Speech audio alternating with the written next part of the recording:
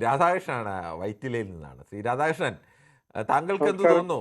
എന്തുകൊണ്ടാണ് കേരള പോലീസ് ഈ രാഹുൽ മാങ്കൂട്ടത്തിലിന്റെ അറസ്റ്റ് വൈകിക്കുന്നത്? നമസ്കാരം. നമസ്കാരം.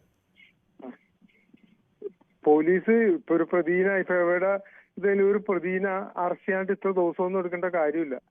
കാരണം ഇതിപ്പോ ഒരു കഴിവുകെട്ട പോലീസായിട്ടാണ് മാറിയേക്കണം.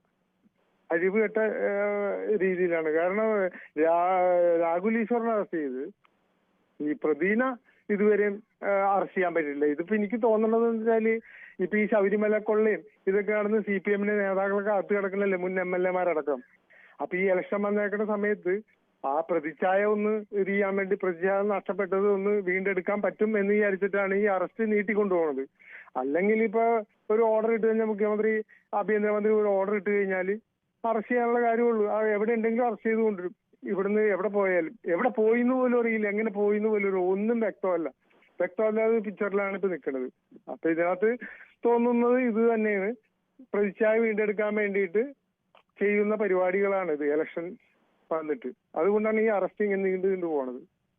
അതാണ് എന്റെ ഇതിനകത്ത് കാഴ്ചപ്പാടില്. താങ്കളുടെ അഭിപ്രായം വളരെ വ്യക്തമാണ്.